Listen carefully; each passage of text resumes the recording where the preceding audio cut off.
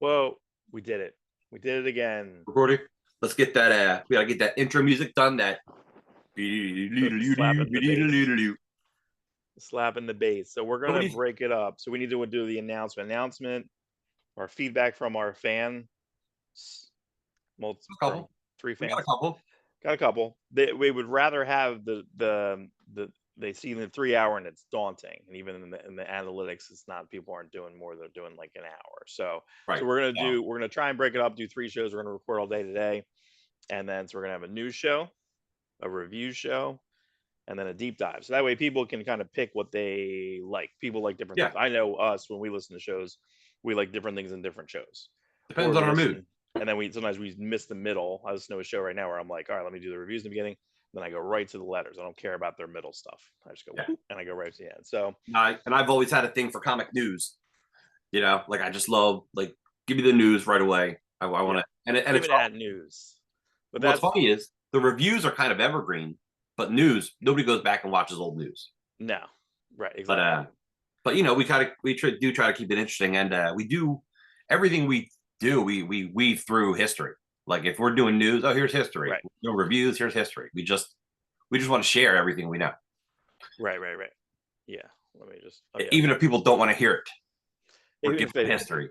And they can turn it off. There's plenty to look at. That's what we've complained about. There's so much stuff to consume, so it's hard. So if you gotta go, you gotta go. We understand. Yeah. So interesting. We talk about sales a little bit. It's hard because sales necessarily aren't, because there's not like diamond distribution sales list, because there's not.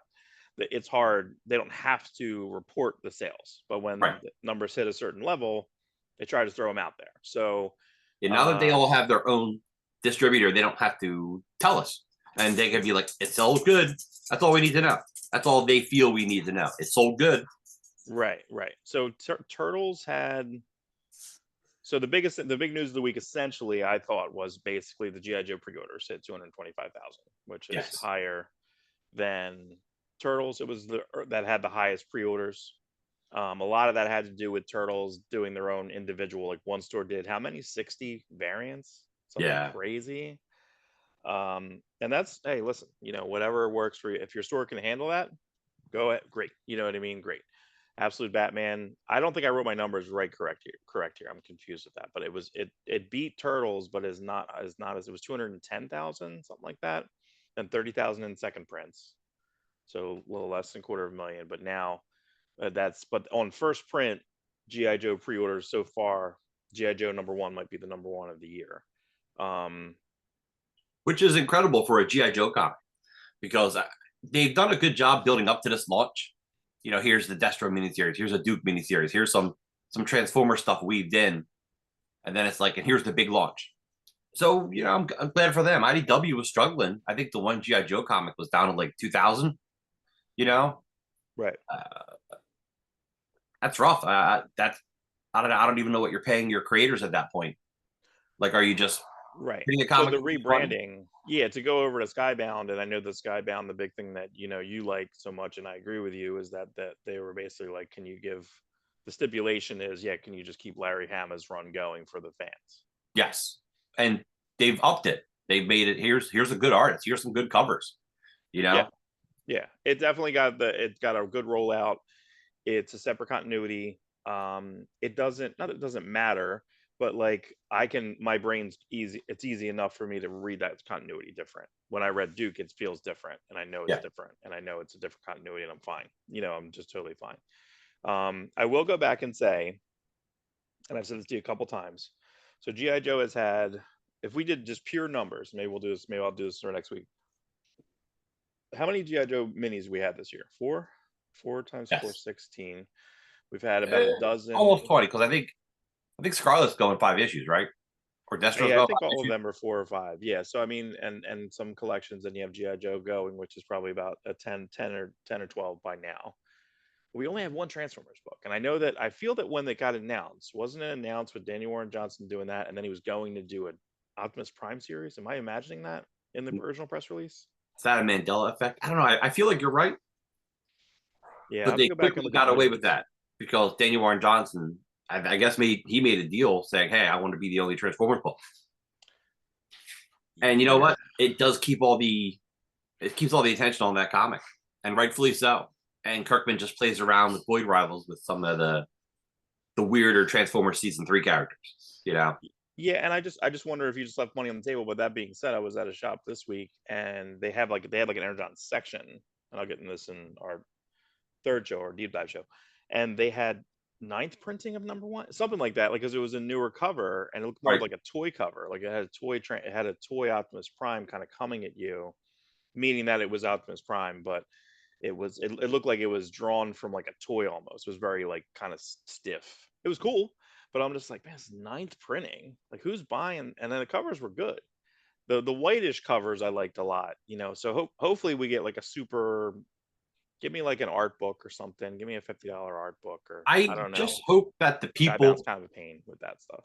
So I hope that the people buying the ninth printing, they could be cover collectors. They just like, it's nice to have all the covers of something, but I do hope they're reading it. Like, please yeah, be reading this comic. Don't just be buying it like a card collector. got this at the one shop I'll talk about later. Let's Oh, see. nice, dude. Yeah, but always if you get any of these guys, get ones that say Toon Tumblers on it. They're a little more expensive, but they don't like fall apart. Like the ones that say Marvel, whoever they just license it to go into Target or Marshalls, no, don't do those, because if you wash them 3 times in hot water, they fall apart.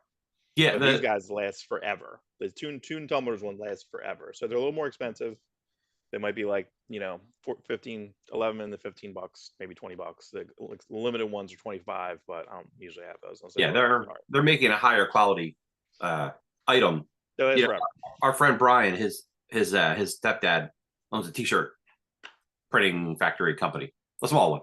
And whenever we go and buy t-shirts that say a concert or something, we always give it to him, and he runs it through the dryer again. Because the t-shirts that you buy at the concert are so quickly made, they're not dried enough.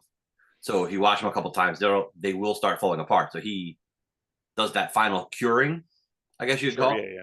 You know, and those tumblers are probably cured properly, and that's why they won't chip away like a cheaply made. Yeah. You know, well, that's so funny you say that, because me and my daughter, we went to go see Bikini Kill, and they said the last time they were in Philadelphia, they played a parking garage, the top of a parking garage. I know exactly what they were talking about because I went to like the end of it. I was there. I was over there. It was like 94, I think, I want to say. And they said, if anyone bought shirts, then we're sorry. We made them in our apartment, but we didn't do that curing, whatever process. She's like, so if you watched it, they're gone. That whatever decal was on there was gone. So if you can tell us where it was, we'll give you a shirt. Wow. And I was like, I know where it was, but I didn't buy a shirt. I don't want to go back and be like, hey, listen, you know, like, but I know where it was. It was like near that Pug and Pole, like where that one thing, it's right on for 2nd Street. Anyway, but yeah, they played the top of a parking garage. So that was crazy. Just crazy. Anyway, so back to the numbers. So yeah, so having G.I. Joe. So I guess my biggest issue with that is that, so Energon's going strong. They had a proper build. So that's why this G.I. Joe is like, okay, here's a big like continuity #1, you know. So, and you got the right guy. The guy who drew Duke is the best artist, Tom Riley. He's the best artist for it. It's really something. So I'd be curious on the coloring palette, because I feel like the different GI Joes had slightly different palettes, but a little bit more traditional. I really like the color palette they use for GI Joe Real American Hero, but I feel like it has to be that's own thing, because they do some type of like, it's not retro coloring, but they're doing this like the little dots. They're doing something in that, and it holds, because I told you this. Like, I didn't want Paul Pelletier coming in after Mooneyham, and I'm like, I don't want this. I don't want this guy. This guy's been around for 30, 40 years, and I just don't. I'm not excited by it. And then I was like, oh man, and I almost forgot. So like the most recent issue, I was like, well, the coloring is so consistent in it that that's holding it for me. And the layouts were great, and it was really good. So I stand corrected. It's good. So yeah, so I'm curious. It's smart to be corrected, because I'll bring that up later when we talk about Spider-Man. Like, you can have an opinion and then be totally wrong or be proven wrong. Yeah. Yeah, but it's so there isn't really a. Not that you're wrong. It's just that you may think one thing, yeah, and then you see something else. You're like, all right, you know, I could be wrong. It happens. opinions aren't wrong. Most of my marriage. most of my marriages are wrong. The but like but to have like the total like hold of like that cartoon nostalgia is so much of the marketplace now. It's kind of something else, you know what I mean? Because those were almost like not, they'd just been discounted previously, you know what I mean? They were like, now comics had an okay green, like here's your star, your It speed had an okay racer. Green Hornet. Yeah. Yeah, it's like we don't, it doesn't, it didn't, now it's the opposite. Now it's like, you know, Thundercats this week was excellent. You know, like I'm just like, geez, like so and but that took a little while to get, like, it's not really its footing, but like it took a while for me to get in there. But I could hear the music in it while I'm reading it. I'm like, gosh, like, you know, it was like, as they say, he says something and then it goes into this other action sequence, and then oh, I don't know, just like they're I think all of them are operating on a certain like perfect level. So I'm curious on how, I know it was a slow build orchestration They on this. they took what they learned from the nostalgia wave of the early 2000s when Dreamwave had Transformers and Devil's Due had G.I. Joe. They took what that did right and re-brought it back, but they learned the lessons, you know, and they're coming in with a higher, with a bigger plan. You know, I don't want to say they're better at writing, but, you know, it's a bigger plan. It's like, we know where we're going.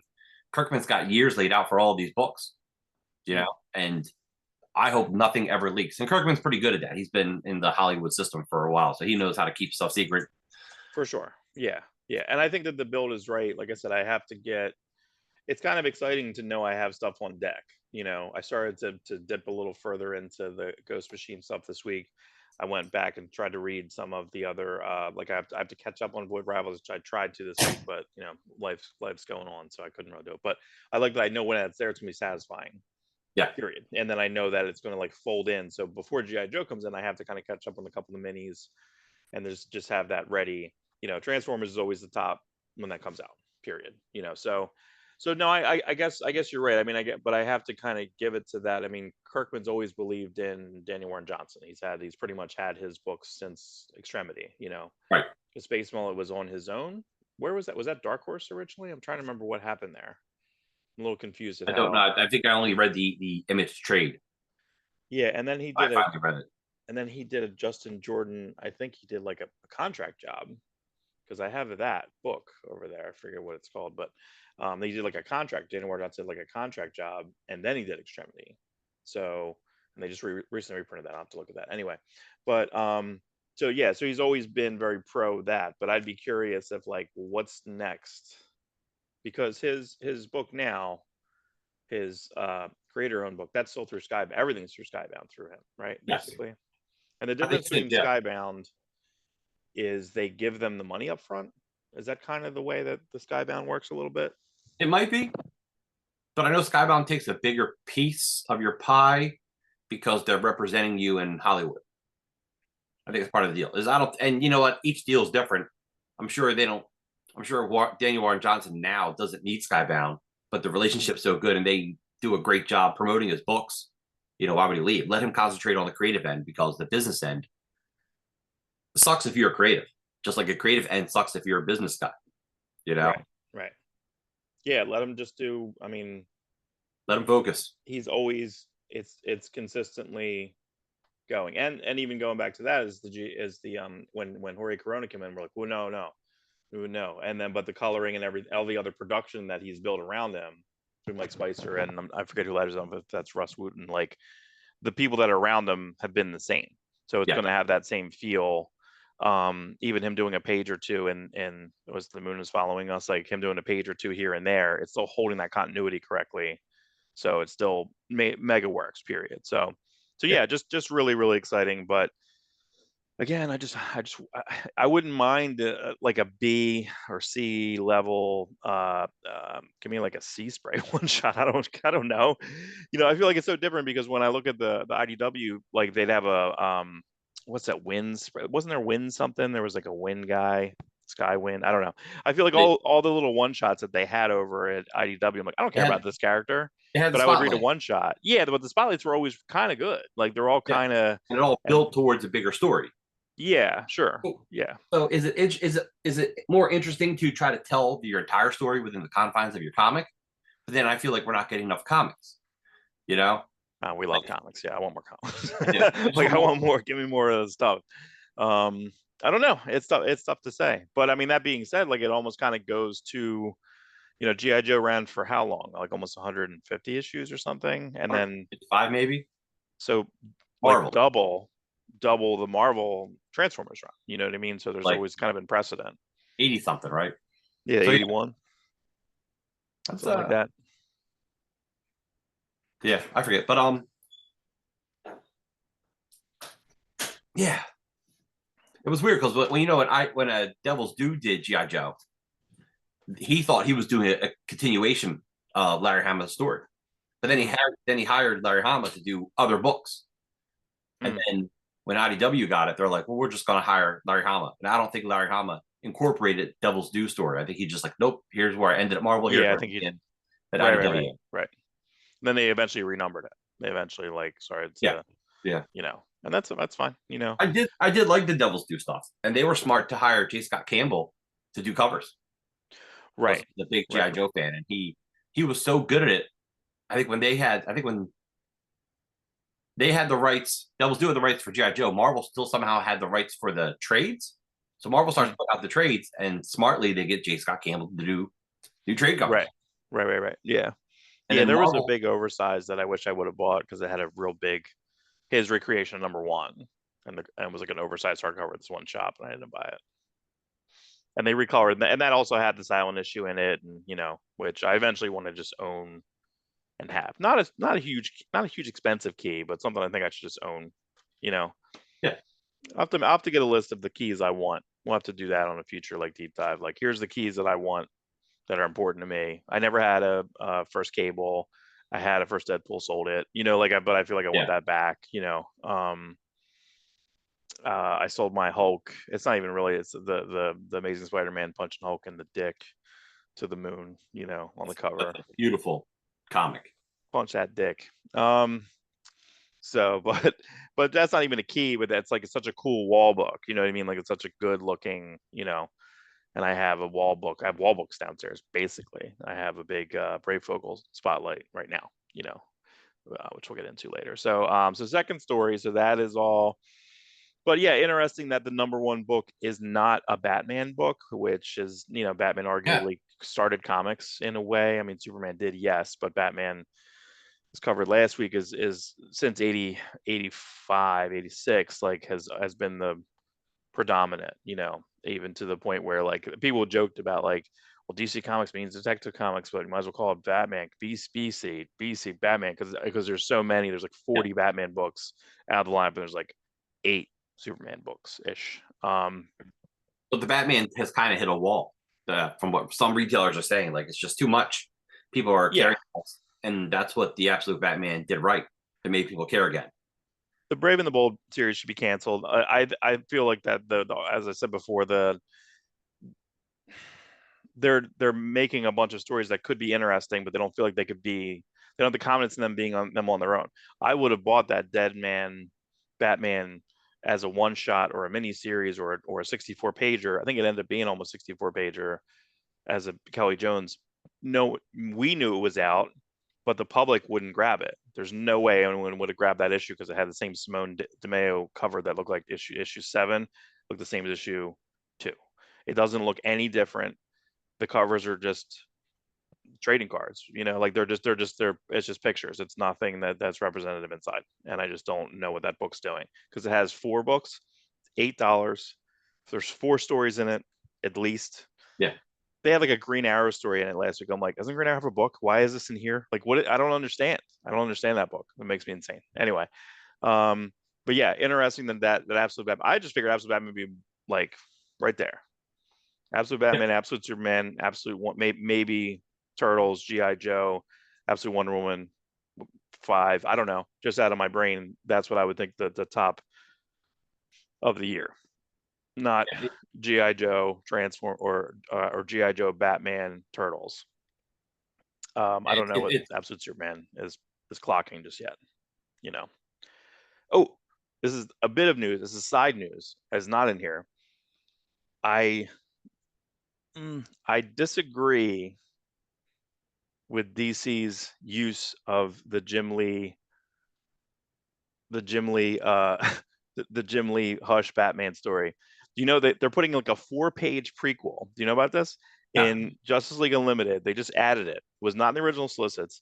They added a 4-page prequel. Then they added 2 variants, which was basically a Hush painted sketch that he did in 2020. So one of the covers, but it's like literally like 1 in 25. So they added a ratio variant. DC says, hey, 4 pages added to Justice League Unlimited.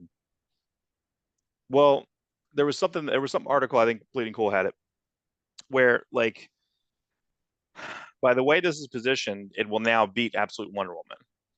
Justice League Unlimited numbers were not going to be near Absolute Wonder Woman, but they will be now because basically they have all these additional things. So that's going to be number 2. So it'll be Absolute Batman, Justice League Unlimited.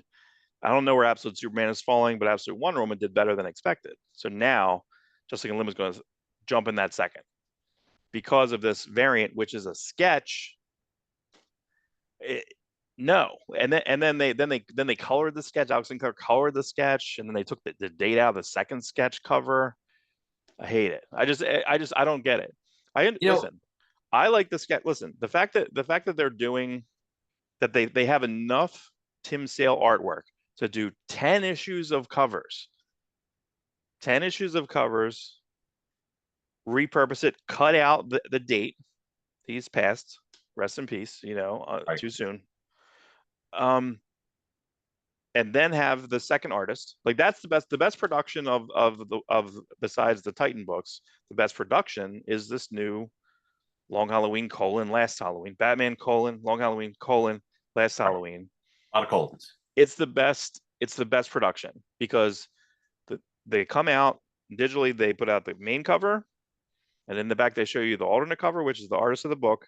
Then they show you the ratio cover. They have the J. Scott Campbell ratio cover. So like I don't like the way DC's playing this. They're just like, all right, well, I understand what they're doing. They're basically saying like, well, listen, we're not going to just have this line, because if you remember when Marvel did their Ultimates, it was like Ultimates is this, and everyone else kind of crappy. Like, you know what I mean? And I understand that they're saying like, well, we're also relevant, all in, right? All in. They're trying to just say like, well, we're so relevant over here too. So they want that to be a bit more of the mainstay. I get it. I just think it's a little bit of a cheat, It's crazy that Justice League, we haven't had Justice League book in a couple of years, and you got Mark Waid and Dan Mora. You got a phenomenal team on a Justice League book, and there's no excitement for it. It's not charting, right? It's not charting for it. No, I mean I'm excited for it, but yeah, there's no online chatter. People don't seem to. I mean, they care not enough to make it sell better than G.I. Joe. I mean, we're talking about Justice League. Talking about Mark Waid finally writing Justice League, like, right, which he did almost 30 years ago. 28 years ago, following Grant Morrison. With Brian Hitch. Yeah, with Brian Hitch. Right, which was the hottest art at that time. And then, so he's doing it again. Yeah, and I know, listen, I know it's going to be fun. And it's more so in line with the Dwayne McDuffie, the Justice League Unlimited. Fine. Give me the satellite. Fine. We'll see. We'll see. I just think it's a bit of a cheat. So anyway, moving on from DC news. We'll go back to DC, some other stuff later. But the first, this was interesting. So early in the week, I know last week we talked about Mike Baron doing like a Punisher-esque character, like shooting immigrants at the border. So Mike Baron. So this came out, and I also think it's really weird that I don't think I knew this because it's always a logo, but in press releases, First Comics, which was pretty big in the 80s with a lot of, Elric, a lot of stuff. Badger. Was Nexus first under First? Does that sound right? Yes. Yeah. That's First. That was owned by Mike Gold, right? Yes. Right. Exactly. Who when First kind of folded, he went to DC. Mm-hmm. Right. He was a big proponent of Eric Larson at DC. Like he was really trying to get Eric Larson to do Teen Titans. So like early on, that's who got Eric Larson on Doom Patrol. That's who got him the Secret Origins jobs. Also, everything Larson at DC was Mike Gold. And when DC's like, yeah, we don't want this guy like on Titans, Marvel just scooped him up. Like he was already working at Marvel, he was going back and forth, but Mike Gold really wanted him on. Like he really saw something in him, which is unfortunate for DC, but better for us because eventually he lands on Spider-Man and Right. becomes the Eric Larson that everyone loves. But Right, yeah, right. so first comics in the 80s, I think started by Mike Gold, a Chicago guy, and he was getting a lot of Chicago-based people to work for him. Not that he's from Chicago, but like wasn't what did he get through? Who else was at first? Was it Mike Grell? Yeah, I want to say that I feel like that was I don't know if that was Scout and all that And stuff Dave Stevens, right? and Dave Stevens, Grimjack, you early know. Rocketeer. Yeah, I can't remember if that was the Star Slayer stuff, like, because I feel like a lot of that stuff like broke apart, whoever that was, and I feel like some of that stuff went over.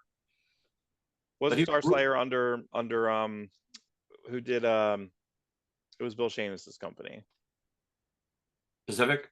Yeah, Pacific. So I feel like some of that stuff they were at Pacific and then they like left to Pacific and then went with First. But First in a press release is really crazy because it's literally the number 1 and then First. And that's how the logo is. But to Right. see it in like pure text is just goofy looking. It's funny. But Mike Barron's coming back to Badger in January. It was published 83 at Capitol. Okay, Capitol closed. Here we go. I actually have history in my notes here. Here we go. That was like Capital, and then that closed, and it went to First, and then First closed, and then and then it went to Dark Horse, Image, IDW, Devil's Due, Blue Water, and now it's back at First. Wow. So that's probably like that. Maybe that's the most. I wonder if that's the most jumps. If that maybe. Let's see. Capital, First, Dark Horse, Image, IDW, Devil's Due. That's 7. 7 back to 1. Okay. Hey, listen. He owns it, you know. And what's funny is I actually I literally, because I'm going through my boxes, which we'll go through later. I have some. I had it when I was younger. If you remember when Stephen Butler jumped on to Badger, it was a lot of Yeah. ads, and it has him on the cover with like nunchucks and shit, and it was awesome looking. So I have that, and then there was actually like I think in one of these, it might have been Devil's Due, or I think it was Devil's Due or Blue Water. They had a resurgence, and they had him homage his own cover, Stephen Butler. I'm a big Stephen Butler fan. He knows that because I put stuff on my Instagram all the time, and he always likes it or writes to me on my Instagram, which is awesome. So huge Stephen Butler. I have Stephen Butler coming up later as well. So interesting. But then when I went on their website, they must have the rights to, I think it was Star Reach, and that was a lot of the Star Reach was like Frank Brunner, and I think that was through. I think that was originally through First Anthology, and then they have a bunch of them remastered, like Warp. I think it was either Warp or Star Reach. They're kind of the same. They're very similar, and he has them. It says it's recolored, and I think it's one of those print on demand things because like it's a weird number. It's like $28. And the cover is a new Frank Brunner cover, and I'm like, oh, I don't know if I want this. You know what I mean? Like, I don't know if I have them, I own them, but I'm like, that's tough, you know. But I'd Yeah. be curious to see what that's like. Seems like they have a lot of online offers. Seems like they have a print on demand. Cool. Their website's okay. So it's you know it's a little late 90s ish in the clicks and stuff, but overall okay. But yeah, I'm interested. I want to see what happens. But they mentioned in that press release that they're back, you know, that they're coming further and further back. So that's interesting. You know, I want all this stuff to kind of keep populating. Next story.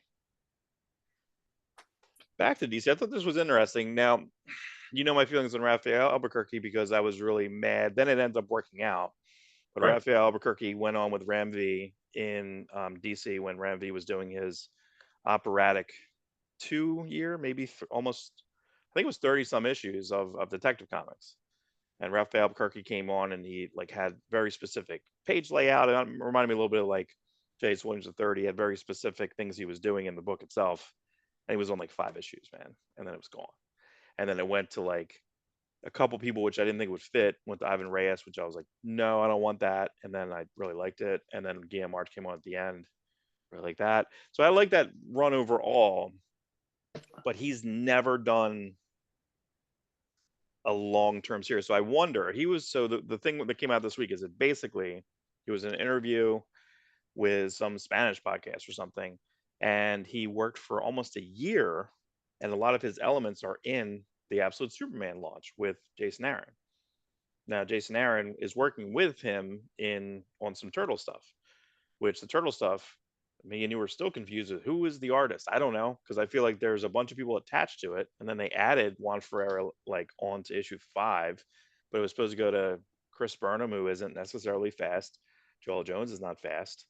So having all these people that are there, Cliff Chang might be kind of fast, but the Wonder Woman run. But like, who's drawing Turtles? It seems like a bunch of one shots right now, which is fine. And that actually tracks. Yeah, It actually tracks it all with looks how Turtles good. works. Yeah. So he's not upset with Jason Aaron because he talks about Jason Aaron in the interview, but he worked for a year, and his smoke cape is the cape, which it's not spoilers. That you at least know that, right? You know the smoky cape thing. I have tried to avoid spoilers, and I won't say anymore. But there's a different piece of the cape. The cape has a different origin than other stuff. That's all I'll say. Okay. Just as like you understand that Batman's origins of the cape and the thing on his chest and like there's tons of costumey things, which I think is pretty cool. And even though like even Wonder Woman has basically like a Final Fantasy like swordy thing, has that giant sword. There really isn't, funny. I love comic news, but I hate spoilers. Well, yeah, and I'll get to that's my next story too. But I do think it's interesting. He did mention to say, he's still working with Jason Aaron. He says I preferred to leave the project, and I'm thrilled for Rafa Sandoval was picked. Now my question is from a which actually dovetails into the next story. I'm surprised at how well these stories fall into each other. But does he get any money? Does he get any money for that? These people they don't get paid per project. They don't get paid per concept. They get paid for page rate. He probably gets something. He gets at the very least a kill fee. Superman. Right? Yeah. He gets. I think he gets something. I've heard of other creators getting something in the past. I don't know his in particular deal, but when you work on an IP, you own nothing, so they have to buy. He's working on Superman. He's working on the biggest IP, so I would think he owns beyond nothing. Yeah, he owns a lot of sketches. There's the paperwork, the documents he has to sign, the agreements, the contracts. It's a lot. Eric Larson said when he had done the Dragon Superman crossover, the paperwork like almost killed his initiative to do the book. Right. Yeah. And you can't like accidentally create something. Like you have to, you either have to use existing DC stuff or, it's very hard to create something new, even though you as fans, we want something new, but we also love the old. But back to the point, did he get something? He had to have gotten something because they need him to sign off on everything he did create. Okay. Yeah, no, that makes sense. Yeah, that makes sense. When Marvel wanted to make the Deadpool Corps, they went to Liefeld first. Like, hey, create Lady Deadpool, create Dogpool, create Babypool, because it's easier to deal with one person co-creating characters that he already created. Mm-hmm. And that's what you do. Like I'm trying to think derivatives. When you have to create derivatives, it's better to go to the original creator. Right. Okay. I mean, you can't do that. Like, you can't do that with Spider-Gwen. You can't do that. You know what I mean? Yeah. And that's a bummer because I feel like that I think Marvel has done with Sony. I mean, look. Who designed her? Is it Robbie Reyes? Robbie Rodriguez. That's right. Yeah. So Robbie Rodriguez. And then I almost want to say that Rico Renzi, who I believe is partially canceled because he's conservative. He, I think, is more responsible for that book's success a little bit because I feel like the color palette of that book was lifted for especially the second Spider-Man movie, having the tones and the mood ring coloring. I don't know if I would sue, but I mean, like, holy mackerel, like, and I also didn't like, and you remember, I think I put this in our our messenger group chat. They kept tweaking that movie. And there was nothing wrong with that movie. The movie came out, so the second Spider-Man movie came out. Spider-Verse into across the Spider-Verse movie. Across the Spider-Verse. Let's try to be clear about things because you and I have a lot of short cuts and. Right. I'm already in it. You're already with me. So I know where you are. I know where you're going. I know what you're going to say. Because I put it in the chat and I yelled about it because they literally kept tweaking the movie and they kept doing these digital patches on the movie as it was coming out. So there's the beginning of that Spider-Gwen story, she's playing the drums and she's having her own flashbacks and having her own freak out, and everyone in the Mary Jane's band, it's like, what is wrong with you? They do it in the movie fine, and then they literally cut panels from the comic and just kind of put the panels in there, slightly redrawn, but it's the same panels. Right. And then they plop them in the newest version, which I think is the version you can buy, right? I think I bought it. So it's like, but now I don't have the original version, which I had no problem with. But now I feel like you're cripping too much from the original art, and I'm like, blah. And then I even with that, like, so I know that Rico's not going to get anything. I know Robbie's not going to. They might get royalties off the books, probably so minuscule. Jason Latour's canceled. The David Liss, who's doing the who kind of pioneered the Spider-Man noir, the writer, right? It was Clayton Worley. I think there's a couple people, Aaron Campbell. So he's got that whole Spider-Man noir Amazon series. Are they going to get $1? And this literally goes into my next story, right? Yeah. I don't know. You don't. It depends on the contract. Liefeld had a great contract. That's why they went back to him. He had to reach out. Like, he had Is to that a reach Jim out Shooter contract? Is that like kind of the remnants of the Jim Shooter? Yeah, and Bob Harris might have even upped it some for him. I think Liefeld had to reach out when they created a Gwenpool. He's like, really, Gwenpool? You're just gonna put a Gwen Stacy in a Deadpool costume and not like acknowledge that, you know, or a Venom pool, you know? Was Gwenpool dead? That's gone? They haven't talked about her. Yeah, I feel like it's gone. They even tried to make her not be Gwen Stacy. I remember, like, she's like, well, what makes you think I'm Gwen Stacy? I'm just a different Gwen. I'm like, that's dumb. We know what you are. Yeah, that's some writer trying to separate it from everything else. But Venompool's super popular. People love the idea of Venompool, especially Liefeld. Liefeld didn't create Venompool, but he loves them. He puts them in like all his books. Right. It's probably falls, and maybe it falls right, but I'm not even sure if like the split goes to McFarlane the right way. And I don't know. You know, I think Deadpool was entirely. I think that animal of how many characters he created, Liefeld created, versus. I don't even agree. It falls in last week's combo. I don't even agree that McFarlane created Deadpool and Venom. You know, I don't even really agree with that. Right. That was a Michelini outline. What surprised us for a while. When you see the script, when Venom shows up for the first time, he smiles and shows his teeth, and I'm like, oh, that's in the script. For some reason, I thought that like McFarlane added the teeth or something, you know, or the big smile. Because it's kind smiled. Of. But when the black symbiote costume was on Peter Parker, he never smiled. Mm-hmm. I felt like that was just going to be a continuation.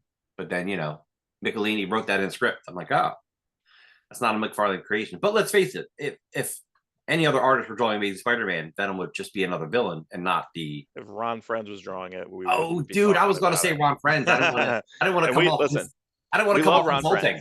We do. He's the best. He had like an 80-issue run of Thor, which I have over there, and I love it. You know what I mean? And we didn't understand Ron Friends at the time, but Ron Friends would draw, and we're just like, I don't know, like, because he was homaging, which I didn't understand. He was homaging Kirby. I didn't understand that, and then I liked his stuff more and more, and then I more understood later what he was doing. Yeah, he's an incredible storyteller. He's got good eyes.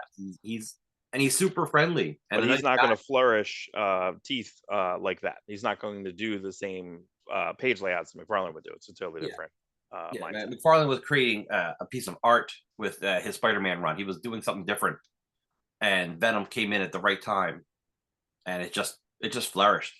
You know, and Ron Friends, it was so weird you said Ron Friends. That was going to be like, if Ron Friends drew it, not insulting Ron Friends. No. Like saying that's the thing, is that we're very like we understand all the lanes. You know, we understand all the fits. Ron Friends probably took some. I'm going to quote my buddy Walt here. Ron Friends probably took some guff for like being too Kirby-ish. Mm-hmm. Marvel more wanted a Buscema, Vermita. You know, it was a harder house style then. Mm-hmm. You know, and I think he did take some flack for being so Kirby-ish. You know, It's weird. Marvel sometimes really wanted that. Like with early Keith Giffen is super Kirby until he found his own footing. Rest in peace, Keith Giffen. God, he was so good. Yeah, his early Defenders work is like crazy. It's crazy. Like that Moon Knight one, which I think I've had that on one of my Instagram posts. It got a lot of, which is Moon Knight like jumping at the camera like this, and like it's so weird looking, you know, and the depth is so strange. But yeah, very, very, very, very heavy. Very, very heavy Kirby, and then moved away. But yeah, we try not to stay, and that's why, you know, it's hard to find news because a lot of these things just have it right in the title. So even with this, I skipped this one article and then I went into a different article. But James Gunn, he needs to stop. And I've said this before. Just stop answering people, man. Just don't do it, because if you answer, you're somewhat confirming. But there's about 6 things. There was one. I think the one article said it was either 6 or 8. He addresses 6 to 8 rumors. I know about one of them, which was about, and that's the only one. It's not even really a spoiler because he didn't answer it, but he did Right. not answer it. It was about Kumail Nanjiani rumored to be Booster Gold. He went around it, didn't answer it, but that everything else he kind of straight shot down, which was like the only what he said. Someone said someone else is doing the Brave and the Bold and not Andy Machete, and he's like, that's not true. So I guess that's okay. But a couple things I thought were almost confirming things, and I'm like, by you not confirming. And I know there were some set leaks, and don't look at anything if you can for Superman, but I know a set leak thing, and I know it, and I'm like, don't. Why do I crap? Like, like there was a set leak thing that came out, and it was on like a little story in the YouTube at the bottom, and I see someone behind Superman. I'm like, no, no, no, no, no, no, no. Like, and I'm like, shit. So I don't know what to do. So but he answers everything, and then, and I feel like I hope he can control the trailer. Like, I hope like in his contract he has final say over the trailer. I don't think so. Remember the trailer for the second Kingsman movie? In the trailer, they reveal that the main guy was still alive. The one who got killed, they bring him back, and they put that in the trailer. Yeah, right.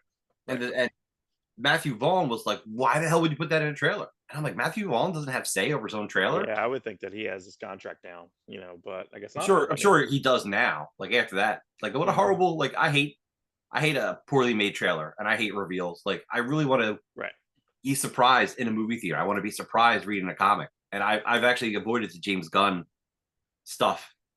Just because you got to win an Oscar, because I know Bong Joon-ho has final cut on the 14. The new Rob Bat movie. He's got like the 14. What's his name? So like he's got final cut of that. Got to win an Oscar to get final cut, I guess, and final cut of trailer. So get final cut of trailer as well. Yeah.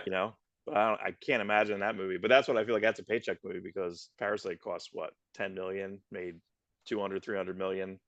Then he was given probably 1 to 200 million to make the new Rob. Well, actually, I want to say Bong Joon-ho is because he started very minimal. I would imagine he's turning stuff in. Did you ever see Okja that was on Netflix? Did you ever watch that? No. It's a tough watch, because literally it's about that it's in the future and there's no meat. So they create these super pigs, and then they kill them. And then we all eat the pigs, basically. But then there was one that was raised by and like herded by like a family, and then they're like, well, let's try to save it. And it's insane, and it's great, and Paul Dano's in it, is crazy. Gyllenhaal's in it. It's on Netflix. I think Netflix owns it. Are you reading Epitaphs from the Abyss, or all those anthologies? I think I kind of skim them. I know Lapham. I read the Lapham one, because Lapham has one that I look at that. I read Riley Ross. I think it was Riley Rossimo. Somebody drew a story, and it was like a same future where everyone's eating this meat, but here the meat is humans. But they just raise humans on like a farm, and they're just to serve man. It's old. Yeah, but they're not. They raise them like animals. No, humans. Humans are raising humans. They're like, oh, we eat humans. Oh wow. I guess they just raise them in a way where they're not conscious of their thoughts. It's a very weird thing, and like he's like, and oh, Betsy, he's talking like this, and it's kind of like a hottish girl, Betsy, and then they just kill her to eat her, But it's totally accepted, because I guess somehow we raise these humans without human brains, so they're just animals, but they're all good-looking people. But they're all crawling around on 4 legs, and I'm like, this is a really weird story. This is hitting me weirder. Like, I don't want this world. I don't want to see more stories in this world, because it would just be dark. It's like too dark to comprehend. Like a really like. Well, that I guess they're doing a good job, because that's the EC Comics revival, right? That's part of that. So it's like we the whole point of those books for the most part is like, I don't want to hang out here. Can we move on to a different story? Like, all of them were very uncomfortable. All of them canceled a giant portion of comic books and comic book publishing, because they're all like, murder your husband, and the heading of the white, like, it's a lot of heavy stuff. So I guess they're doing the right spirit of that. Yeah. Who I wish would do EC stories would be and obviously I'd rather him do any comic at all, please, would be Alan Moore, because he did that one issue of Supreme where each story was a different style of EC comic, like the horror comic, the And then, but they did a man comic too. But his horror comic and his crime comics were really good. I think that issue of Supreme actually won an Eisner because it was so Who good. drew this? Like Who drew the stuff in that? Was that just Rick Veitch it was doing different styles? Rick Veitch Yeah, through the EC stuff. I think Bill Ray inked some of it, which is that makes Bill sense. Ray, phenomenal inker. Worked for. I mean, I discovered him in Crack Magazine, but he inked Bernie Wrightson on the Cult. Yeah.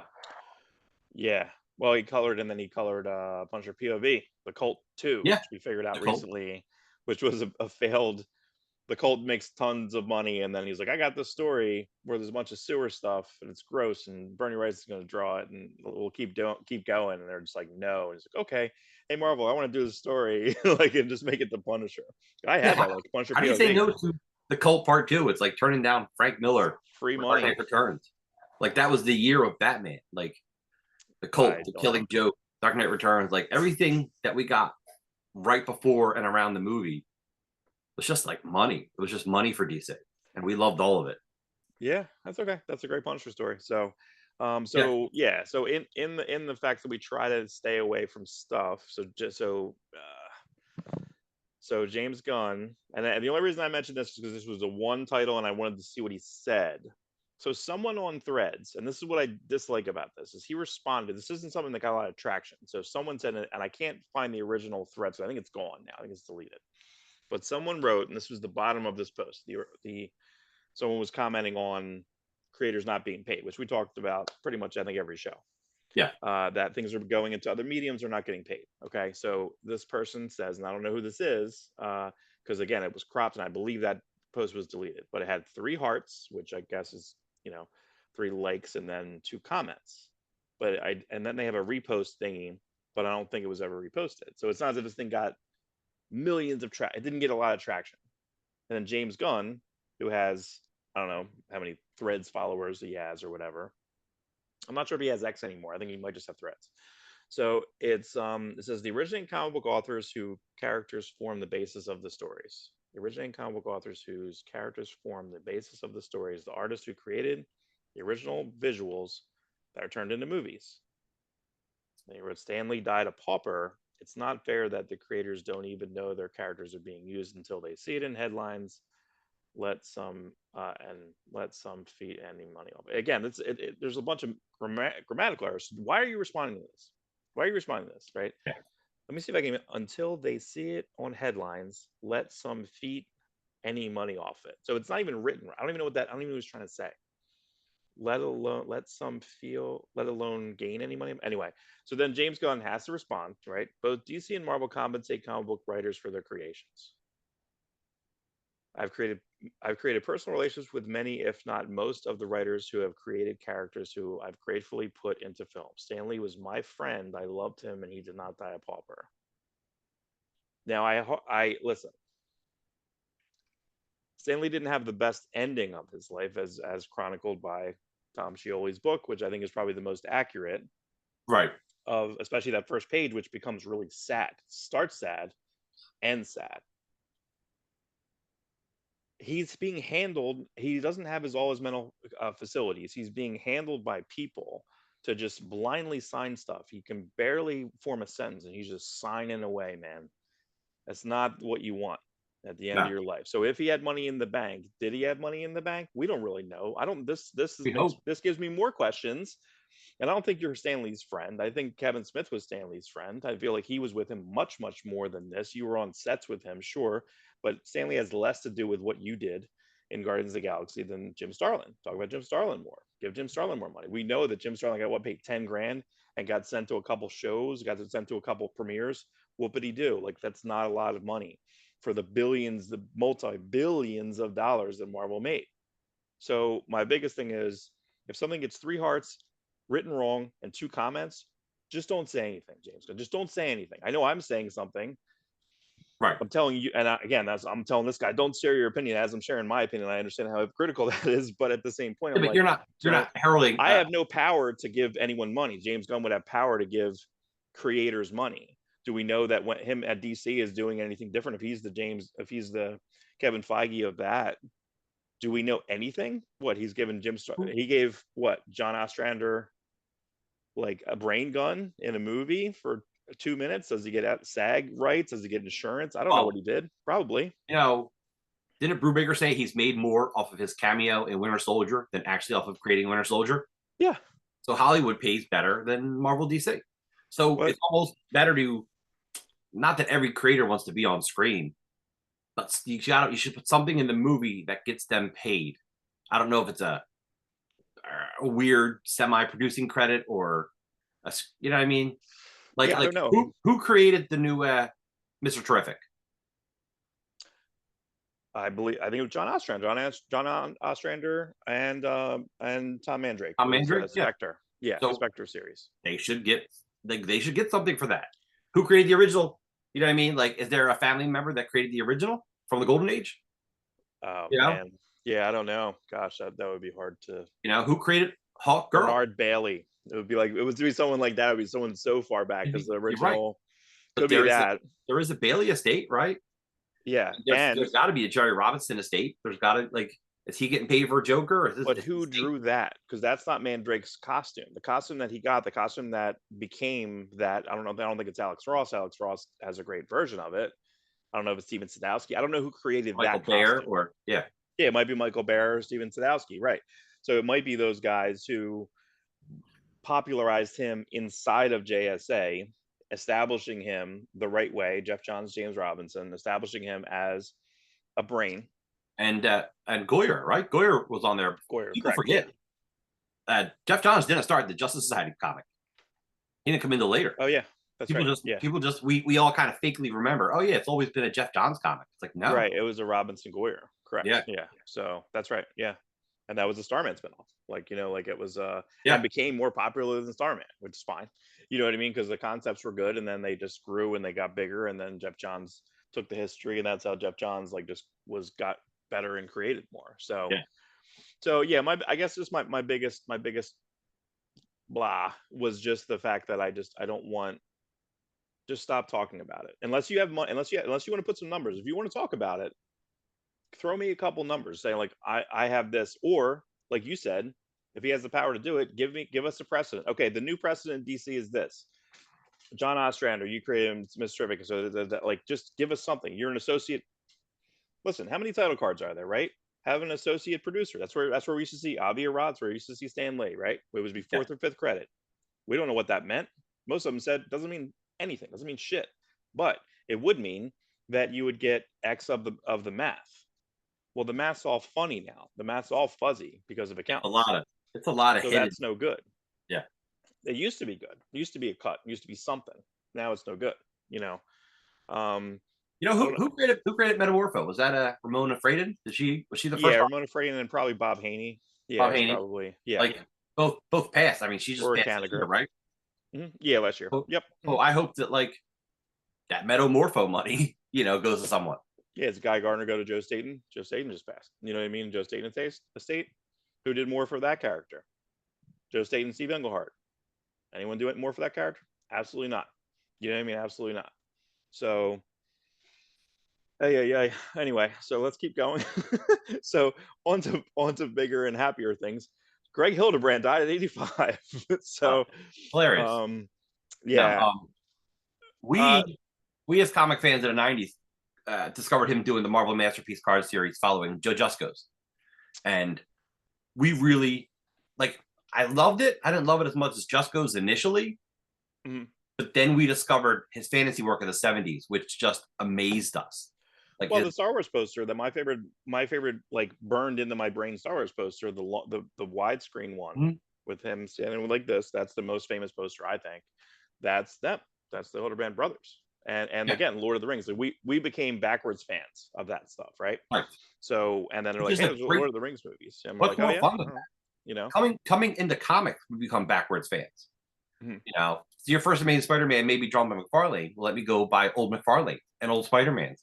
And then you buy old McFarlane Hulks, and then you buy old Hulks. Infinity Incorporated, bring it back to the. You're right. We go back and buy All Star Squadron 47. With Dr. Fate on the cover because we wanted every McFarlane comic. And the Hildebrands, what do we get? We got the Lord of the Rings print sets. They were beautiful. You got Cal. Yeah. You saw? Did I tell you? I talked about this thing earlier in the week. Like, And did you ever see them? Did you ever see a painting in real person, in real life? Any of their paintings? Yes, because I think one of them was at, well, hey, Greg, was at New York, I think last year, the year before.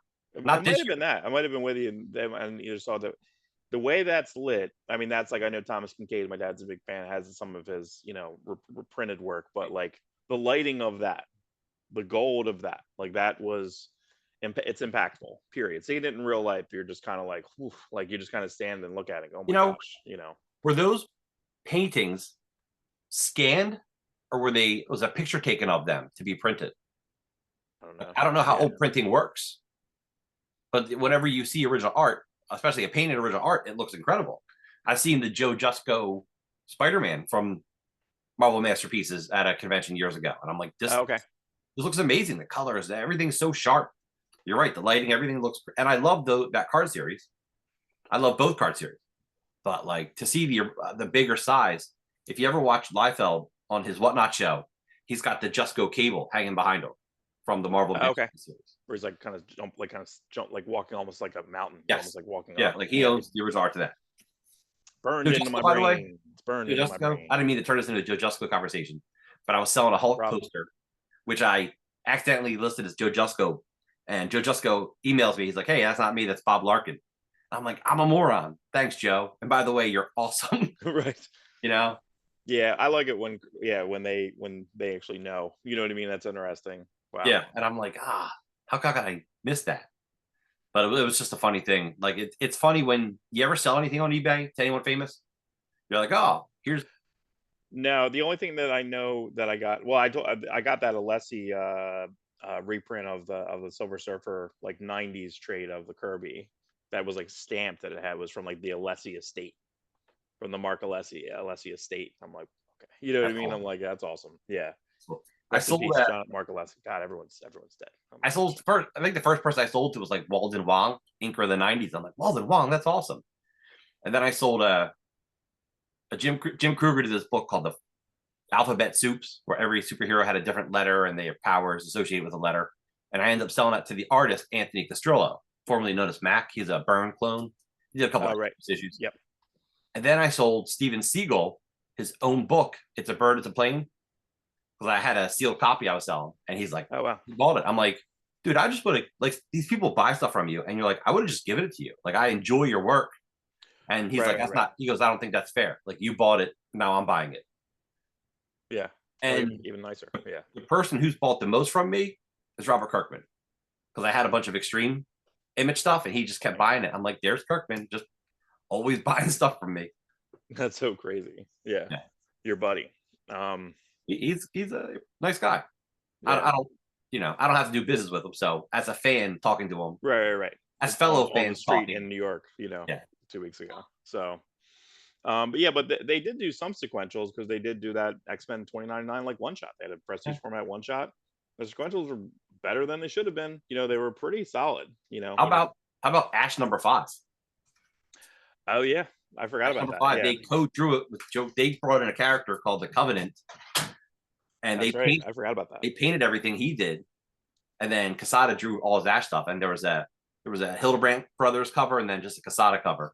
But yeah, that was a really. I think I only have the Hildebrandt Brothers. I gotta add that in my master list. Yeah, I'm not the Q yet. I'm still only in like D, I think. Ugh. Yeah, we'll talk about that later. Oh my gosh. Oof. Ash #5. Definitely a book.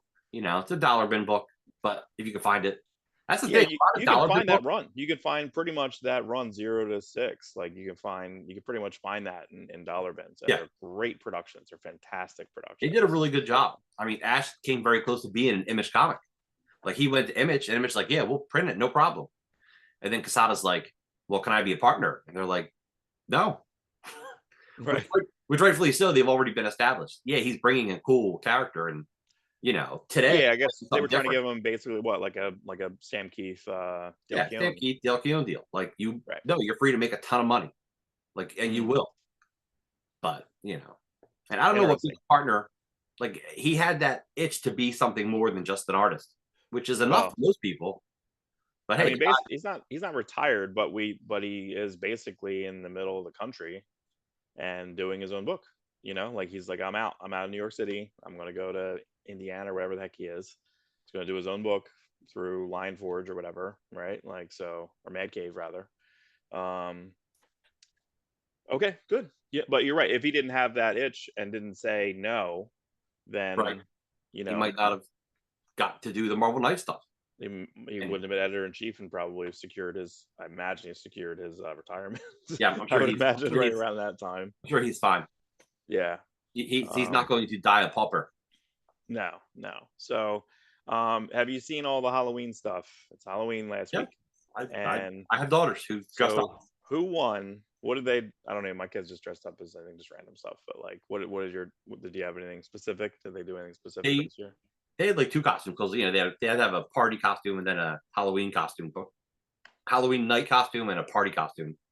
They were both Freddy Kruegers at one point, and I happen to have an old Indiana Jones hat, which I don't know how I acquired it, but I love it. Oh, that's Yeah, awesome. I was Indiana Jones when I was 13, which the year The Last Crusade came out, and I borrowed from my cousin an actual bullwhip, and I was just there, it's like slapping it, and I went to a party in Westville, and I was slapping that whip, and I marked some girl's basement ceiling. And the parents were like, "Oh, can we hold on to this whip until the end of the party?" Awesome. We're looking at it and knock shit over or I hurt somebody. You know what I mean? The real bullwhip would probably be something. yeah, yeah. But you know what? Wait, don't give a 13-year-old a real bullwhip. Wow. But it was Now you know. awesome. Yeah, that's awesome. I know. And no one can have that. Yeah, so online, I saw one this morning that I added to. I'm not sure if you saw that, but I saw so early in the week, Megan Thee Stallion was Starfire, and I think she had a real wig, and then they did like a digital additional wig, Right. which was pretty incredible, and they put It it in. was They super pasted it prize looking. onto like one of the covers. They put it into like I think it was the Teen Titan Spotlight. Yeah. Like so that was pretty amazing, and so they had a couple of them that they doctored, but I really think it's interesting that like there's not just one picture anymore. We used to be like, this person. That's it, one picture. Now there's like six, and now they're all of them are really good and well done and like digitally made and like their eyes were done in one of them.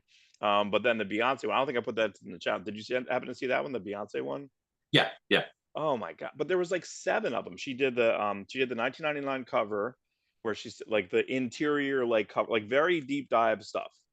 She did the like the lighting for like the Vanity. She was Apollonia, but she did the Right. lighting of a Vanity 6, and she had one that said Apollonia 6, and I'm like, so she did like 7 photos. I would explain who Apollonia is just in case people aren't. Oh yeah, Apollonia is in Purple Rain. Vanity was supposed to be in Purple Rain, but her and Prince were dating and then fighting, and then so he kicked her out. So literally, they just re-recorded the songs that were recorded as Vanity 6 songs as Apollonia 6 in the movie. So not great. That's an early Prince, not great move, not nice. Because some of them were probably co-written by Vanity, but again, we will probably never get that Prince documentary because there's some bad early Prince dealings. One Hard actually created like Janet Jackson's career because Jimmy Jam and Terry Lewis were doing something on the side. They were producing stuff for the Gap Band, and then they got caught because Prince says you're not allowed to produce anything. None of you. There's like 8 people in the time, and they're like, if I catch anyone doing anything, you're fired. So he fired them, and they're like, okay. Well, then they go do. If you listen to Control. Control, ironically, is a Time album, sort of. Like there's certain elements that are Minneapolis sound because Janet Jackson didn't want to sound like the Jacksons. Right. But that created her whole thing. Was it coming out of? But it was because Prince was a dick. Yeah. Well, it's hard, You know what I mean? Like, way to the top, you got to be a dick. Even people you love sometimes are dicks to get to where they need to be. It's weird to imagine it. I don't like the idea of stepping on people's throats to climb a little higher. That's why we're not rich. We're not. That's right. That's okay. I sleep at night. And then Charlie Cox, the one I saw this morning on it was Charlie Cox was Loki next to a Daredevil, and it wasn't until like the third picture swipe that Tom Hiddleston was Daredevil. I didn't see that. I don't know if you saw that. Funny. So that was pretty awesome. So that was pretty cool. Yeah. So next story here is. I didn't finish. So and then for actual Halloween, my daughters, one, like I said, one ended up being Freddy Krueger, and the other one ended up being a Harley Quinn, and her good friend was like Joker, like girl Joker. I'm like, yeah, it's popular this year. Like they thought of it on their own, but then it ended up being just in the zeitgeist. Well, there's probably a lot of well, there's so many good different versions of that too. So through Yeah. so you can kind of either do like just a ground level one. You could do one of the multiple movie ones. You can do original one, Arlene Sorkin one. Like there's a ton of them you can do. So What that's was fun. your? I saw you post something about Quentin Tarantino loved Joker too. Oh man, I put it in the chat. It's a 20-minute clip of a podcast that Brett Easton Ellis, who wrote American Psycho and wrote Less Than Zero.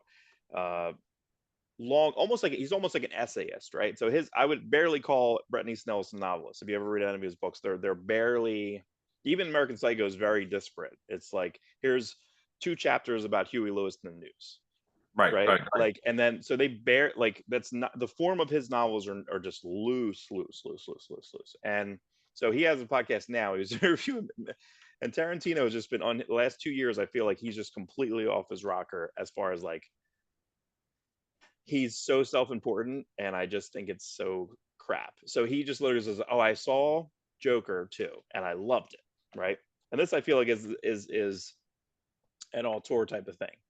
If you see a different auteur thinking that like it's gonna like, you just automatically just give it a pass. You're giving Megalopolis a pass before you see it, and then you see it and you're like, I can't finish it. I cannot finish it.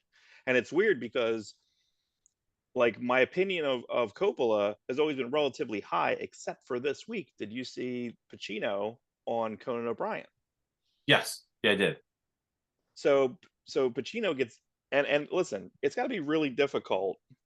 And I find it really fascinating that Pacino is literally walking 3 miles a day. That's far, where he was saying he was going from like 90 for, like, he's walking to try and just stay out of the studio area, because in the studio area he has literally like producers like laughing at him acting, saying like, we're gonna have to replace him, like hearing whispers through the entire time. And then Coppola calls him, brings him in to a restaurant where there's tons of food, and this is after he's walked forever. He's walked 4 or 5 miles that day, and he's super poor. Exactly. And then so there's tons of food. Literally not eating. Coppola and all the family, a billion people at the table, and he tells him, he's like, "You're not cutting it." And he's just like, "I'm working as hard as I fucking can." And he's like, well, "What do you want me to do?" And he's like, "All right, well, we'll need to do this." And he starts talking to him. He's like, "Can I have some of your burger?" And then I think he just starts eating the burger. When I'm like, good for you. Like, you know what I mean? Like, God damn it. But like, can you imagine how difficult that must have been? First off, he fought for him, and then he doesn't back his guy, which I dislike. I always hate that. I think that's no good. I like the stories where they champion up and then they just literally hold it. There can be no one else. I got to go with this guy. And it doesn't appear to be like a move to make him be better. Sometimes directors like are just super hard to make someone better. Alfred Hitchcock is horrible at it. Stanley Kubrick, terrible people, as directors, but they end up getting what they want. Right. This doesn't seem to be that move. No. So Tarantino goes, and also like a couple years ago, if you remember, there was a couple leaks. Someone leaked the footage of him telling Uma Thurman to drive this Jeep into like a tree, basically, right? And then they leaked the footage. They're like, this is not good behavior. But he wants the shot, and he's endangering his actor. No good. But he got the shot. Like she did not know how to drive. That's what not in the fashion that was being required of her, but it wasn't fast enough, and it just sounds so horrible and dangerous and ridiculous. Anyway, so he's talking about Joker 2. He said, "I like all the musical sequences, which in my opinion are the worst." And also, you saw the clip that I might even send it to the group where she's singing at the end of the movie, and he's like, "Please stop, just talk." He's trying to shut her up, and they're like, "This is how I felt the whole movie." And I'm like, I agree with you. Where Joaquin Phoenix is trying to silence Lady Gaga from singing as Lee. He's like, "Please stop. Just tell me what you want me to tell me. Don't sing it." And I'm like, that's how I felt the whole movie. He says, "I like all the things." And then he said, and maybe I'm wrong at this, and that's okay. But his opinion was basically, this is basically a better version of a movie that I wrote that was taken away from me. And Oliver Stone, amazingly, we're talking, Oliver Stone again. Like And he's saying it's almost like a Mickey and Mallory movie, blah blah blah. And I'm like, what are you talking about? Like, that's not what I saw. And you just transposed what you thought should have been that movie because you didn't like the way Oliver Stone did that movie. What are you talking about? Like, I didn't see that at all. it was. I'm swear to God on this thing. I said I was 2 minutes, and I was at breakfast table. I'm just like, I'm throwing my phone across the Did room. you ever see I'm Norm like, Macdonald shut playing up. Quentin Tarantino on SNL? Norm Macdonald he's got the fake chin. He's like, "Hey everyone, here's what I was thinking with Pulp Fiction." And it's first off, you don't see Norm Macdonald do impressions that often. So then he's doing this impression of Quentin Tarantino. It's like they were doing that, like if other people tried out for Pulp Fiction and you got, Okay. It's a pretty funny bit. Hopefully it's available. But just seeing McDonald it's pretty play tough. Tarantino. Pretty tough. A lot of that early stuff, man. We can't find a lot of stuff. There's Peacock, but there's a lot of stuff that is not up. Not a lot of stuff that's censored. It's not up. There's a lot of stuff that's not up. So yeah, we'll have to see. You know what? Well, we'll have to go on the high seas. I'll go on the high seas because you know what? Should just be available. If I'm paying whatever amount, $14.99, whatever the heck I pay Peacock, I don't know. I feel like I should just have access to my 50 seasons of Saturday Night Live. No, like I don't know. Like what's the difference? You can put up a thing if you want. This is culturally insensitive. Blah blah blah. Sure, why not? Okay, I'll read that. I'll get it. That is 1977. I got it. You know what I mean? I got it. Smart enough, big boy. You know what I mean? You can throw that up if you want. No problem. It's what I do with a lot of Disney stuff. Disney stuff is on. Disney stuff is on stuff that's racially insensitive. They throw it up, but they'll post it. Most of the stuff. Warner Brothers is a little more paranoid with that. They take a bunch of stuff's going from that. Man, there's a ton of archive stuff there. Warner Brothers just sucks at. They just don't want to believe that anything is there. You know what I mean? That like, okay, we got it. It was World War II. You made this cartoon. Got it. Sure. You know what I mean? Got it. So, okay. So let's see what else. I'm sorry. I'm very. I saw Warner Brothers wants to make a Game of Thrones movie, like an actual movie in the theater, and I'm like, why? Your TV show's where it's at. Your TV show's what really brings in your people. Do you think a movie is going to bring in that money? Trying to do it. I don't know. Like they're trying to. Like I don't want that Grogu movie. I don't want that in theaters. I don't care. I don't want it. I'm going to see it. Do you see that it's done? That they filmed it? No. Yeah, I didn't even know they were filming it.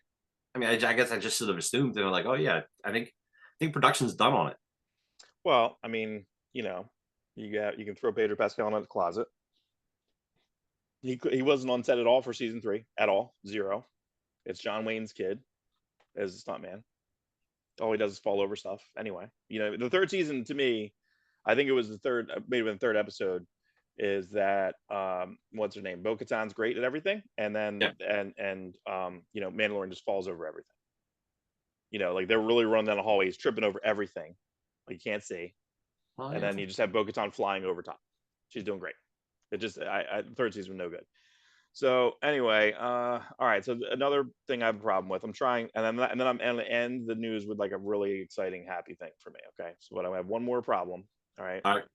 Abram Comics Arts, which we understand are just doing these different editions of things. Again, I don't understand Marvel. Again, like you said before, Marvel just makes more money by licensing things out. So they're doing a reprint of the Origins of Marvel Comics, which was through Fireside originally, and has a very famous John Romita Sr. cover where it's a typewriter and it says Origins of Marvel Comics by Stan Lee, and has Stan Lee's hands, right?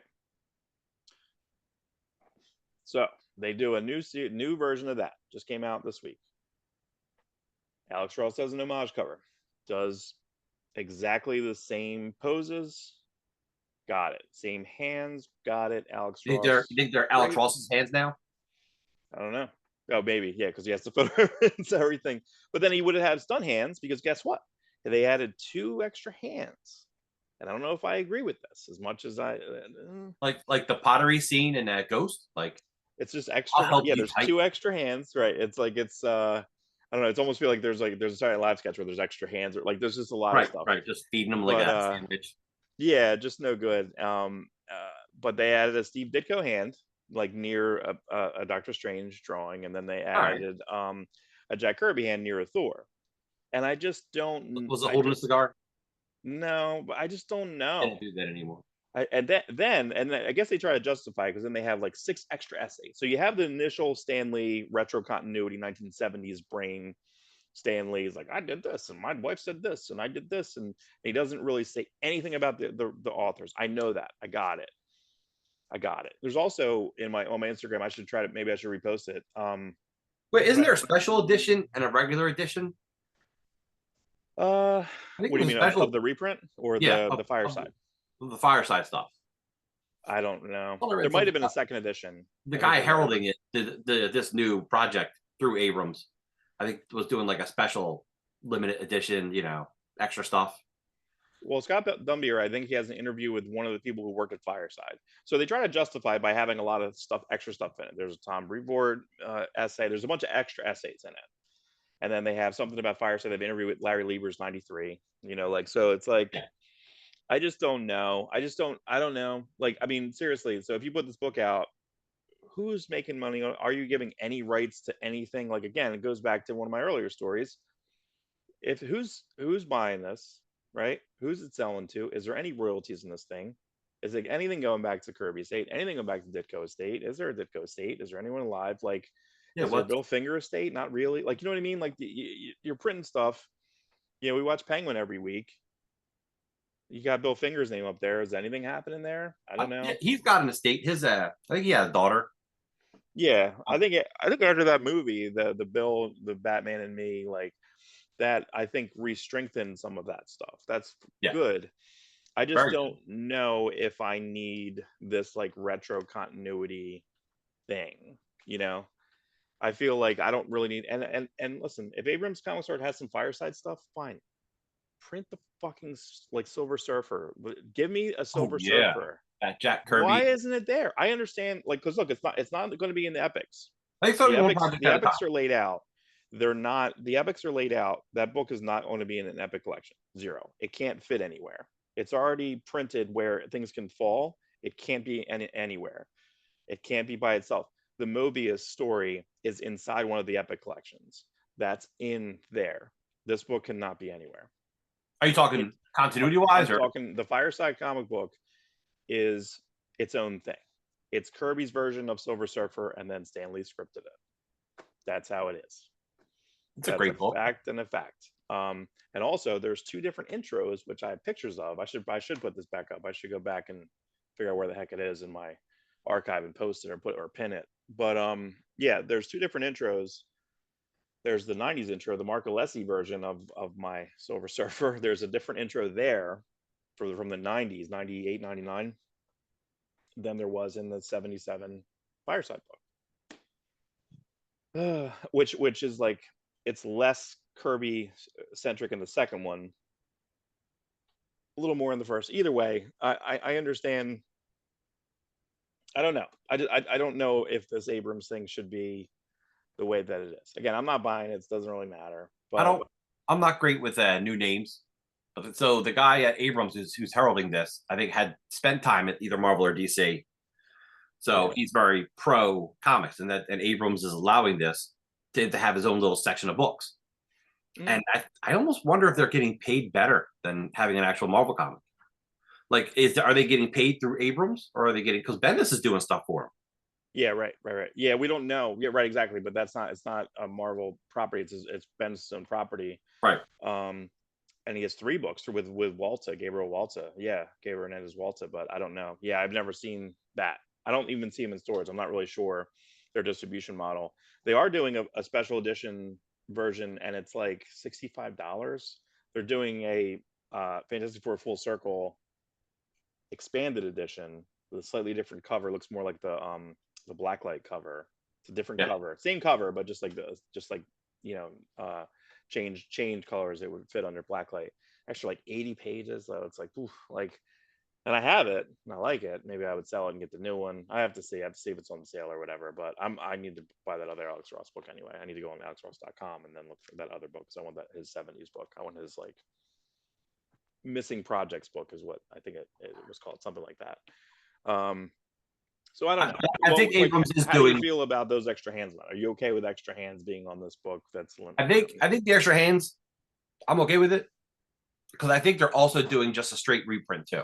I think the version you're talking about, I think you're right. And it's more expensive. I think there's extra stuff in the back, right? Yes. It's true. Stan Lee did not create the Marvel Universe by himself. But do we need to hammer down on it? That's a good question. Like, do we need to be constantly hit? Like, I met a kid one time who had a Deadpool tattoo on his leg. I'm like, oh, that's an awesome Deadpool tattoo. I said, I'm a little bit friendly with the creator. He's like, oh, Stan Lee? And I'm like, Stan Lee did not create Deadpool, like at all, Right.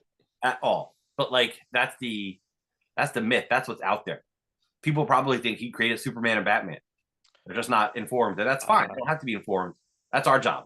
I like to inform people. Marvel doesn't even know because there's a Captain America: The End book that Eric Larson drew that I have right over there. Right. What does it say? Who created Captain America? I think it just says Stan Lee. It doesn't even say Jack Kirby. I think it just says created by Stan Lee. Nah, I think this is Lee and Kirby. I think. I don't know. Maybe I'll pull it. I don't know. But I don't know. Usually anyway, but that book's newish. Like that's like so even Marvel editorial doesn't even know that. Like you don't even know that this book got to press. I have it over there. Terrible cover on that one thing too. Bad cover. Should have been Larson cover. Larson cover is the variant. It's like 1 in 10. I don't even know. Why? You hire Eric Larson to do this book. Let him do the cover because that's what's going to sell. Not a painted. I didn't even know there was a variant. I should probably find it. I'll go buy that and sell my that's painted cover. Yeah, that's always been my deal. Like if I enjoy the interior artist, I want their cover. Amazing Spider-Man kept doing that with Ed McGuinness when he was drawing Amazing Spider-Man. He still is. Right. He's like, here's a McGuinness issue and a cover by someone else. Right. But McGuinness will be the B cover. Like what? He's drawing the issue. And he's have the JRJR be the B cover. I didn't like that the new Daredevil run for the most part is JRJR covers. JRJR hasn't drawn Daredevil since like 92. And I understand he does it's some good art, sure, but it doesn't feel the tone of that. And again, they're just like that there's nothing to do with the inside of that book. Zero. You have Aaron Cooter is very strong and his a very strong artist. He was like the 5th cover of #1. It was like the 5th or 6th cover, which was a much and then he did a second print with the Cooter cover. I'm like, just why wasn't this the first print? Yeah. If it's obviously not a timing thing. And artists get paid more for a cover, and covers are fun. Yeah. Well, you can just do, I don't know. Yeah, so that's a bummer. But all right, I know I've been okay. So I'm not even really going to apologize for I know we're trying to be very pro comics here. I'm more pro creator in this. So even though I'm a little testy, it's more about I just want if there's so much money being made, I just would like money being put down to the given to the creators in some fashion or some model. Don't defend the model. Don't tell me Stanley died not a pauper. Okay. He didn't retire early. I don't know how much of the end of his life he enjoyed. While there's literally don't look it up if you don't believe me. You can. He made most of his money off signings, not the stuff he created. He had to sue Marvel to get a cut. Like what sucks more than having to sue the company you spent your life working for? If it wasn't for Neil Adams and Neil Adams basically fought for the rights of the Superman creators. That was the only way they got money in the 70s. The only way that movie came out and they felt okay with it. Because they could have and that was basically like a pre-PR move that they had to be arranged before the movie came out, or guess what would have ran Superman #1 in the theaters, and then a great B story would have been like, but the creators are like he fixed it before it happened. The artist is legally blind, and he was delivering for. You ever hear the story where he was delivering for just a local delivery company, not like a UPS post office, more like just like a post around New York City, and he had to deliver to DC, and it was like the middle of winter, and the guy who basically fired him was like, here's like an extra $20 and a jacket. Like he was delivering without a jacket in a New York winter. There's a jacket. And can you imagine like you have to go deliver to the place that stole your idea? I know they sold it for $130 or something, which in which in that time is probably worth about $5,000 today. It's still ridiculous. Like I know it's unprecedented. It's just it's really rough. Like even right now, like I mean, we talked about it at the beginning with the Larry Hama situation. Is that Larry Hama? There's no pension. There's nothing lined up for that stuff. So he is basically like getting probably a lot of money from the different Kickstarter things that Skybound created for the compendiums, which are gorgeous looking. And look, they're just doing as much as they possibly can. And the fans are going to want to pay him. Listen, I wish I went to New York because I wish I would have tracked down that Hands of the Dragon reprint and would have met, I'd be like, ah, this is my ex. That was kind of like, this is my thing here. Yes, thank you, and also thank you for that other stuff. But thank you, this is awesome. Like, I just like that. There's a little bit of extra Larry Hamill love right now, you know. That And I think I was it felt, on live? I think you were going to tell the yeah, story that I think you want to say. Go ahead. yeah. I felt even reached out to him for Snake Eyes #5. He had this genius idea to get every page inked by inkers that he loved. And I think not only did Hama ink a page inside, but a variant cover was a pencil by Hama that Liefeld inked. Right. And Awesome. Yeah, and had to get cut for that. There was some. I'm trying to think what creator it was. I don't remember the story, but it was in one of the millions of podcasts we listened to. But someone said that Hama was the hardest editor he's ever had, but also mentioned that he made me better. yeah, He demanded this. He was very difficult. He was militant, like it was very militant in the way he was delivering things. However, I'm the artist I am today because of that. Like, you know what I mean? Like, so there's the tough love, almost the anti-Coppola love. You know what I mean? Like a different type of yeah. creative love. And Correct. I love So that Hama was on episodes of MASH, like as an I don't know actor. if I know that. I don't Yeah, think I he know was that. like an Oh my extra gosh. on MASH. I don't know how much he did. You know, obviously MASH was like the #1 show of the '80s and '70s or whatever. But yeah, Probably gets better. You know, that's probably so funny. If he has any type of SAG royalty, he might even get what's the cents name? on that. You know, The director of the movie, Robert Altman, he says he gets more money from the song, from the theme, than which like I he think has nothing different to do directors of the with. movie. I think Right. his son wrote the lyrics to the MASH song. Oh my The gosh. what's it called? Suicide. There's actual lyrics to the song, but Yeah, they only do they don't even. But he probably but gets publishing, right? He and his probably gets son, something. I think, has made more money than Altman did making the movie Flash, MASH. Oh my gosh, that's I so know, crazy. right? You know, there's more money in Hollywood, but it's just as weird. It's Yeah, just, you know, you get this, you get that, you know. yeah, Um, yeah. what that Growing Pains? Who was the dad on Growing Pains? Alan Thicke used to write theme songs, and he made more money off of old theme songs for TV shows than almost anything.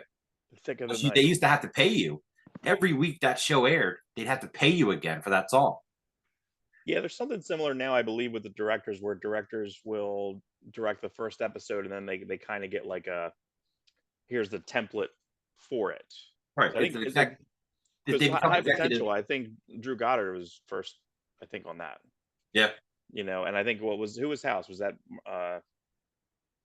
Singer? Brian Singer? He directed House, the first one, something like that.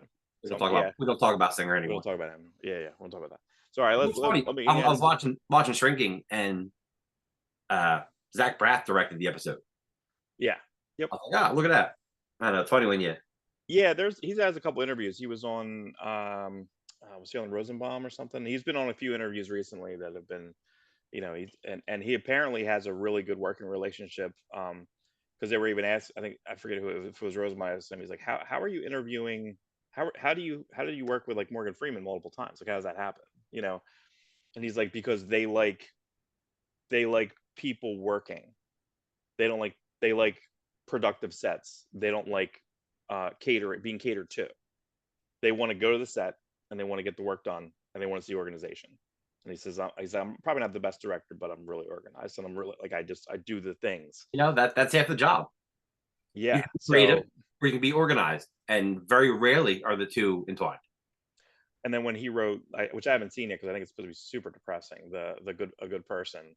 Um, but he gave him the script. He's like, you don't have to do like I'd be curious if you would do this. I kind of wrote this with you in mind, but like you don't have to don't don't be in this. Like he was kind of telling him, he's like, don't do this. And then he read it. And he's like, okay. He's like, I'm in. Or he texted him something like that. It's like, oh my gosh. Like, so yeah, kind of got him. Yeah. I think the same thing with, because they asked him, how are you dealing with, Harrison Ford? Same thing, apparently. Harrison Ford doing the best acting of his life in that show. I Yeah, didn't really get it the first, but this season he's just completely off the charts. You know, he's great. sorry, throw that to Medium. But to close out the news, Let's close out the news.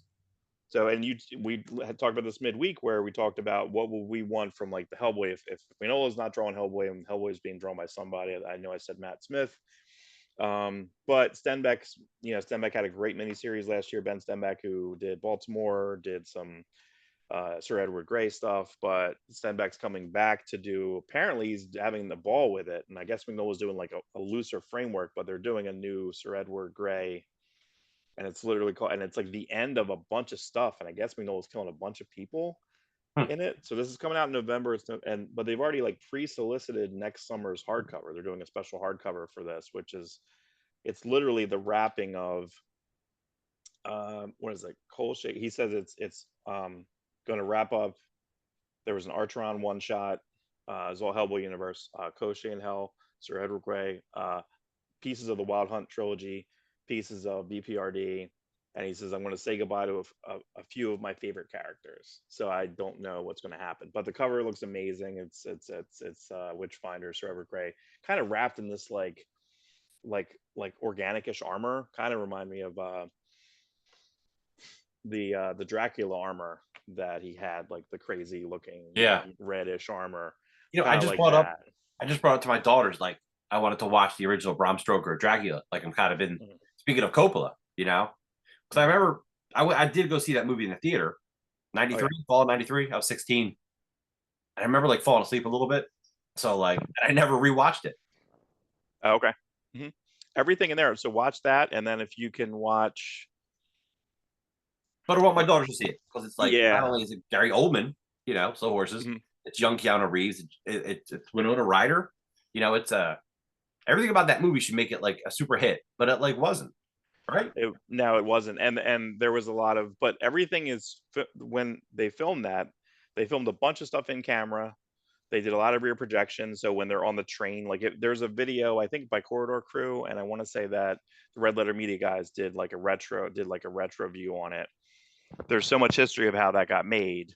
They filmed a ton of stuff in camera. Anything like whenever that was supposedly taking place, like they wanted to film it as close as they could to the original Dracula. I forget exactly how it was done, but anyway, there's the scene where they're on the train and you see like the eyes Oh, like all right. in there. That's like literally like rear projection, and the train is a model, and they zoom out, and then they have like another rear projection. Like it's crazy the way that that was filmed, like crazy. Even like the fire was real fire or something, like the blue fire when they go over the thing. Like Yeah. there's a lot of stuff in it that's just like real, and all the rats that are on the thing, that's like a bunch of real rats, like no CGI. Like it's like kind of nuts the way that a lot of that Yeah, stuff CGI was was made. barely a thing then. It was like a carpet in Aladdin. That was your CGI for the year. But I want to say, okay, so what's interesting is that now that, like, I mean, it's been very Dracula heavy, Yeah. because of the way that Kelly Jones book just kind of like knocked my socks off. But if you look at the suitors, right? So you have Monica Bellucci, right? So like everyone is still kind of around, right? So it was Yeah. like I think Sadie Frost, Monica Bellucci was the three Right. women in it, the brides, right? And then, but then if you remember the suitors, it's Richard E. Grant, it's Carrie Elways, and I think is it Billy Campbell is the Rocketeer? Does that sound right? Like Yeah. there's those three guys are like in there, and you're just like, well, they're still, I still like, so there's tons of talent in that movie. You're right. And On Tom Waits is Renfield. Oh my gosh, like just insane, just who? insane. You know, Gary Oldman wasn't first choice. I don't know. Yeah, we got maybe. Yeah, I'm not sure. I know what you're talking about. I can't think of who was the first choice for that. I don't Yeah. want to jump off and look, It's but yeah, literally, but and what's funny is I love the way our conversations connect because we talk about Gary Oldman, we talk about Coppola, and we talk about Mignola because he drew the Topps comic, which we both love. yeah, and he did either storyboards or he did a lot of concept artwork for. So a lot of the stuff you can really see that was like a translated Mignola, whereas I know that Atlantis was not. Right. It was a Disney Didn't 5. yeah, didn't it was too So Disney-fied and it was no good. So, but that's the news. That's all the it was no news. good, but So actually it was a pretty good movie and very popular and people love it. yeah, But it it just wasn't put Mignola enough. I get what you're saying. Like you right, want right, right. more Mignola. And I think there was an adaptation. I think he did the cover of the adaptation, but the adaptation was Yes. was a Disneyfied. The Like cover's so cool looking. It's a great cover, but it's there's a too lot of very yeah. There should be an artwork. That's why I feel like if we eventually have like an art component of whatever this is, I yeah. don't know how if we would be able to get like, can we have Magnola's? I've seen a bunch of them all over the place. Can we have Magnola's like? Can I get a book of all the Magnola New Gods designs for the New Gods cartoon that didn't happen? Right. Like, can I get a book of that? I know there is a PDF that I think that the kayfabe guys had that they went through one day, and I was like, is that anywhere? Can I have that? Like, because and I probably could make one from all the stuff that's online or whatever, but oh my gosh, there's so many interesting designs there that I would have loved that. and that was after Cosmic Odyssey, but before Hellboy. So it was just such an interesting time. It's funny Mignola is in the background, but we didn't really mention that. Just like in my head right now, you know, and like you said earlier, like did he like Cable, or like, because the Cable designs that he's done over and over again, like, because that, so even the one here, that pieces of that are Liefeld, right? But maybe not the gas mask, right? That doesn't seem. He was definitely just, you know, Cable's such a cool character that you can just add stuff, and it doesn't matter. You could have a grappling gun or a gas mask or a weird thing sticking out behind his head. It doesn't matter because he's Cable. He just has stuff, whether it's futuristic or Right. or old. That's what I was kind of like. What I would have brought to Cable is like, yeah, he's got future stuff, but you know, this grappling gun could be from the 18th century. Because he's a time traveler. They never Right. double down on like, does he just go back to 1990 or did he go back to like 1890? Like, there's so much potential in that character that's unrealized. Yeah, well, we'll see what they're gonna do next. It's a shame because that Liefeld series, First Contact, was going to be how he goes back in time and I think helps Professor X.